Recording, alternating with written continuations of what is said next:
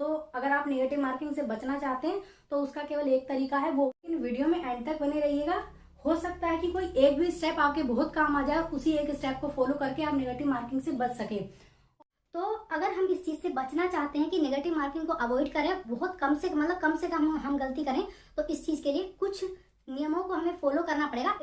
Hello नमस्कार दोस्तों, स्वागत है आप सभी का मेरे चैनल पे। देखिए, जैसे ही कोई भर्ती आती है और उसमें पता चलता है हमें कि इसमें नेगेटिव मार्किंग है, तो सुन के बहुत दुख तो होता है। लेकिन कितना भी ब्रिलियंट से ब्रिलियंट स्टूडेंट हो, इस चीज का मतलब नेगेटिव मार्किंग का शिकार जरूर हो जाता है। वो कुछ गलतियां होती हैं जो कि हमसे हो जाती हैं, और हम उनको पहले अगर थोड़ा सा वो देख लें एग्जाम से पहले या एग्जाम हॉल में जाने से पहले उन पर थोड़ा सा गौर कर लें, तो उन गलतियों से बचा जा सकता है। और बहुत कम से कम, मैं ये नहीं कहती हूँ कि आप बिल्कुल बच जाएंगे गलती करने से, लेकिन वो बहुत दर घट जाएगी गलती करने की, तो उससे हम नेगेटिव मार्किंग से बच सकते हैं। अब वही हाल है, देखिए बीपीएससी की भर्ती आई है, इतनी कम से कम कई सालों बाद भर्ती आई है, तो पूरे तो बिहार के युवा और अदर स्टेट के भी यही चाहते हैं कि उनका सिलेक्शन हो जाए इस भर्ती में। लेकिन नेगेटिव मार्किंग उन्होंने दी है, सिलेबस तो बहुत ज्यादा इजी है। मैं कहूंगी कि इससे इजी कोई सिलेबस नहीं हो सकता है, जो कि बिहार टीचर भर्ती का सिलेबस है। लेकिन इसमें जो नेगेटिव मार्किंग है उसकी वजह से थोड़ा प्रॉब्लम हो सकती है। तो अगर हम इस चीज से बचना चाहते हैं कि नेगेटिव मार्किंग को अवॉइड करें, बहुत कम से कम हम गलती करें, तो इस चीज के लिए कुछ नियमों को हमें फॉलो करना पड़ेगा एग्जाम से पहले। ये नहीं कि एग्जाम में जाके हम फॉलो करेंगे, एग्जाम से पहले अगर आप उन रूल्स को अपनाओगे तो नेगेटिव मार्किंग से बच सकते हो जरूर। तो आइए हम इसी चीज की आज चर्चा करेंगे, लेकिन वीडियो में एंड तक बने रहिएगा। हो सकता है कि कोई एक भी स्टेप आपके बहुत काम आ जाए, उसी एक स्टेप को फॉलो करके आप नेगेटिव मार्किंग से बच सके। और हाँ, अगर वीडियो आप लोगों को पसंद आए तो प्लीज लाइक करने में कंजूसी ना करें, हमें भी थोड़ा सा मोटिवेशन मिलता है कि वीडियो लाइक की है। और आप लोग कमेंट करके बाद में बताइएगा कि आपके लिए ये वीडियो कितनी हेल्पफुल रही। तो सबसे पहले जो टिप है वो मैं दूंगी, लेकिन उससे पहले एक स्ट्रेट फॉरवर्ड अगर मैं कहूँ, तो अगर आप नेगेटिव मार्किंग से बचना चाहते हैं तो उसका केवल एक तरीका है, वो होता है ज्यादा से ज्यादा प्रैक्टिस। लेकिन ऐसा नहीं है कि जो लोग ज्यादा से ज्यादा प्रैक्टिस करते हैं वो नेगेटिव मार्किंग का शिकार नहीं होते। कुछ मजबूरियां होती है, कुछ लोगों की तैयारी पूरी नहीं हो पाती, कुछ भी कारण रह जाते हैं, चाहे तो कुछ मजबूरी समझ लीजिए या टाइम की कमी, फिर भी ऐसा हो जाता है। तो ज्यादा से ज्यादा प्रैक्टिस करने वाले भी इस चीज में फंस जाते हैं। ऐसा कोई जरूरी नहीं कि आपने बहुत ज्यादा प्रैक्टिस की है तो आपको नेगेटिव मार्किंग का सामना नहीं करना पड़ेगा।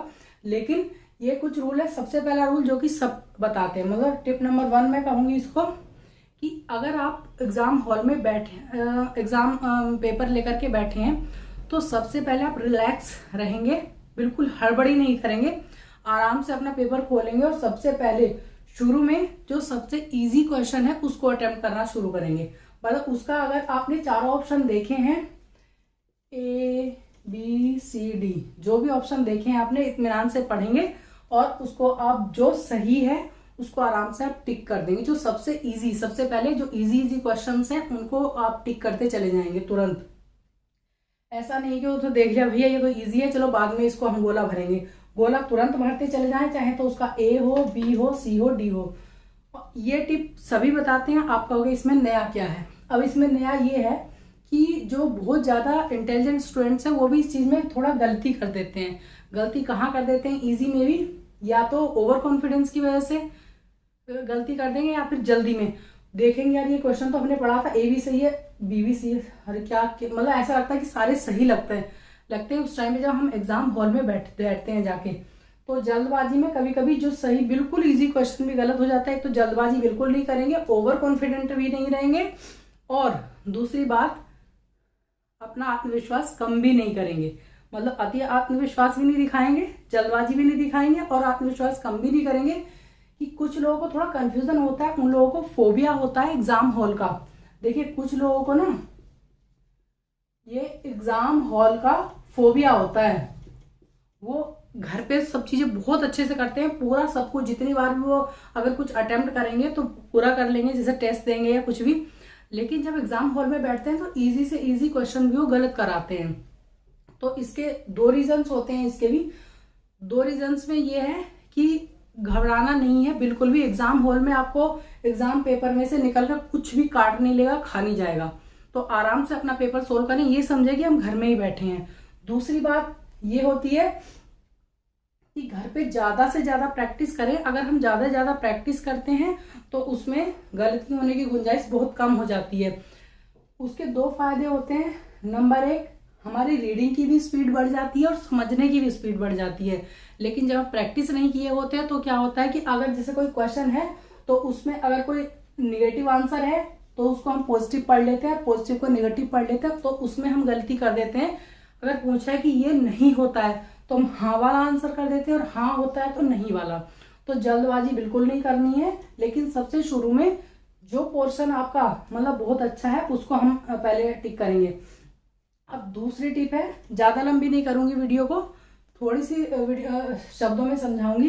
दूसरा अगर आप टिप यूज करेंगे तो दूसरी ये है कि आप लोग, अगर आपका कोई वीक पार्ट है, मतलब जैसे कुछ लोगों का मैथ्स वीक होता है, तो उसके जो क्वेश्चंस है ना उसको सबसे बाद में रखें। सबसे पहले और सभी पोर्शंस आप अटेम्प्ट कर लें, मतलब सबसे पहले सबसे इजी वाला, फिर दूसरे नंबर पे आएगा थोड़ा सा टफ हो गया वो वाला। लेकिन जो पोर्शन जिसमें आप बहुत कमजोर हैं उसको आप सेकंड मतलब सबसे लास्ट में रखें। अगर आपके पास टाइम बचता है तो आप उसको अटेम्प्ट करें, धीरे धीरे करके थोड़ा दिमाग लगा के अटेम्प्ट कर सकते हैं। लेकिन उस पोर्शन को शुरू में बिल्कुल भी ना टच करें जिसमें कि आप बहुत ज़्यादा वीक हैं।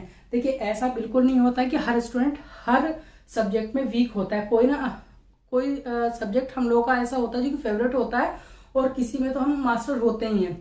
तो इसलिए सबसे लास्ट में उस पोर्शन को रखें जो वीकेस्ट पार्ट है आपका। अब सबसे लास्ट में क्या आता है, जैसे कुछ क्वेश्चंस लेंदी होते हैं तो उनमें हम क्या करते हैं, हड़बड़ी में पढ़ेंगे लेकिन समझेंगे नहीं, क्योंकि प्रैक्टिस की कमी होती है। तो अभी मैं बार बार एक चीज पे जोर दे रही हूँ कि प्रैक्टिस बहुत दबा के करनी है। प्रीवियस ईयर क्वेश्चन पेपर की प्रैक्टिस करनी है आप लोगों को, तो उससे आइडिया भी हो जाएगा और क्वेश्चंस रिपीट भी होते हैं। अगर रिपीट नहीं होते कि उसी तरह के क्वेश्चंस आते हैं उसमें, तो आप ज्यादा से ज्यादा प्रैक्टिस करें कि जिससे कि आप नेगेटिव मार्किंग से बच सकें।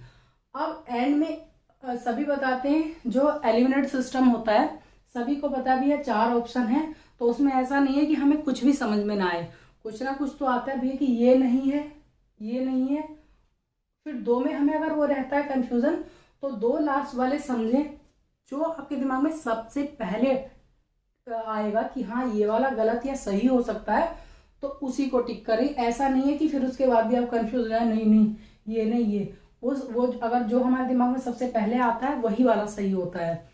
तो इन चीजों को आप फॉलो करें, नेगेटिव मार्किंग से बच सकते हैं। लेकिन सबसे बेस्ट तरीका नेगेटिव मार्किंग से बचने का एक ही होता है, वो होती है ज्यादा से ज्यादा प्रैक्टिस।